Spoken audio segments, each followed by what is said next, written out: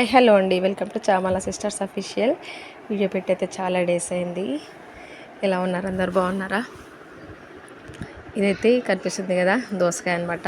మేము తొట్లలో దోసకాయ తీగ గింజలు వేసినాము. ఆ తీగ వారి ఇట్లా దోసకాయ కాసిందనమాట. ఇవన్నీ మా చెట్లు, అన్ని బకెట్లలో తొట్లలో ఉన్న కాడికి నింపేసుకున్నాము. కరివేపాకు చెట్టు, మేము దాన్ని అప్పుడప్పుడు యూజ్ చేసుకుంటాము. ఇది వచ్చేసి షుగర్ చెట్టు అనమాట. అంటే షుగర్ డయాబెటీస్కి డిస్క్రీజ్ చేస్తుంది అనమాట. షుగర్ లెవెల్స్ని తగ్గిస్తుంది అది. ఇప్పుడు దీంతో చికెన్ దోసకాయ కూర చేసేస్తాము. చూడండి ఎట్లా చేస్తామో, మా అత్తయ్య చేస్తారు.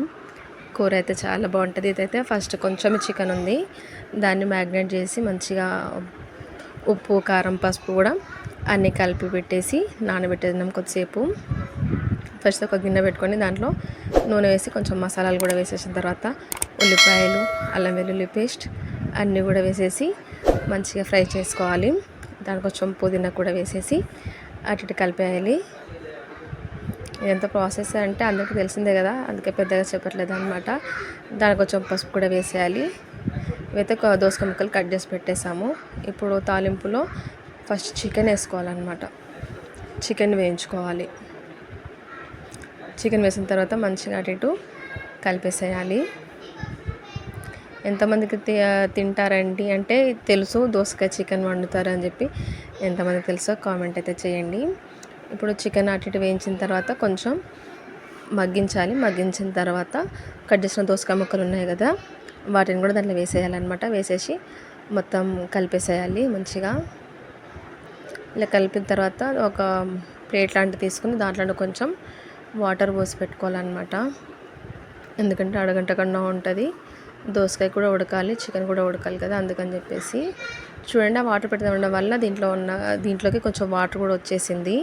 నేనైతే మసాలాలు ఉప్పు కారం కూడా అన్నీ కలిపి పెట్టేసాను. దాంట్లో మళ్ళీ వేయాల్సిన అవసరం లేదు. కొంచెం తాలింపు కత్తి అల్లం వెల్లుల్లి పేస్ట్ ఒకటి వేసేసుకున్నాము.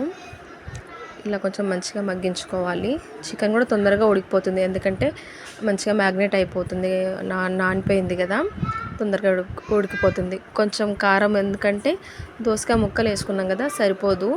దోసకాయలు కూడా ఉప్పు కారం పట్టాలి కదా, అందుకని చెప్పేసి మళ్ళీ ఉప్పు కారం వేసేసుకున్నాం కొంచెం లైట్గా. మీకు ఎంత కావాలో టేస్ట్కి అంత వేసేసుకోండి. చూడండి మంచిగా అయిపోయింది. ఆయిల్ కూడా పైకి వచ్చేస్తుంది, అంటే కూర అయితే రెడీ అయిపోతుంది. టేస్ట్ అయితే చాలా బాగుంటుంది. ఇప్పుడు కొంచెం కొబ్బరి పొడి, ఎందుకంటే గ్రేవీకి కావాలి కదా, మరీ ఫ్రైలాగా ఉంటే గట్టిగా ఉంటే బాగుండదని చెప్పేసి కొంచెం ధనియాల పొడి అలా అలా అన్ని మళ్ళీ కొద్దిగా వేసేసుకున్నాం. మామూలుగా చికెన్ అంటే అవసరం లేకుండా దోసకాయ వేసాం కదా, దోసకాయ ముక్కలు కూడా మసాలాలు కూడా టేస్ట్ రావాలి కదా, అందుకని చెప్పేసి ధనియాల పొడి, కొబ్బరి పొడి, మసాలాలు కూడా అన్నీ వేసేసుకున్నాము. వేసేయండి. మంచిగా దోసకాయ చికెన్ అయితే రెడీ అయిపోయింది. ఇప్పుడు కొంచెం వాటర్ పోసుకోవాలి కొంచెం గ్రేవీకి, ఎందుకంటే చికెన్ కొంచెం ఉడకాలి కదా, అందుకని చెప్పేసి వాటర్.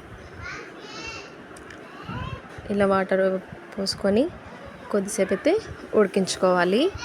ఉడికించుకొని చికెన్ దోసకాయ రెడీ. ఎంతమంది తింటారండి చికెన్ దోసకాయ? మేమైతే తింటాము, చాలా బాగుంటుంది. అంటే నాకు కూడా ఈ టేస్ట్ తెలీదు, మా అత్తయ్య చెప్పారనమాట దోసకాయ చికెన్ తింటారని చెప్పేసి.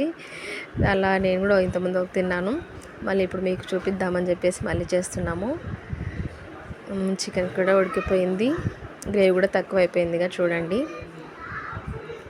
ఫైనల్గా కొత్తిమీర వేసేస్తే దోసకాయ చికెన్ కూర రెడీ. కానీ మీరు కూడా తప్పకుండా ఒకసారి అయితే ట్రై చేయండి. దోసకాయ మరి పండుగ ఉండదండి, కొంచెం లైట్గా మక్కాలి అనమాట. కొంచెం పండుగ ఉండాలి అంతే, మరి పండుగ ఉండకూడదు. కూర అయితే రెడీ అయిపోయింది, దించేసుకున్నాము. మా పిల్లలకైతే కావాలంట అడుగుతున్నారు చికెన్. ప్లేట్లో పెట్టేసి అన్నం పెట్టేసి తినేస్తారు. ఇంకా తినిపిస్తేనే తింటారు, లేకపోతే లేదు. ఓకే అండి, ఈ వీడియో మీకు నచ్చితే లైక్ చేయండి, షేర్ చేయండి, సబ్స్క్రైబ్ చేయండి. Thank you. వీడియోస్ అయితే కొంచెం లేట్గా అవుతుంది, ఏమనుకోవద్దు. Thank you.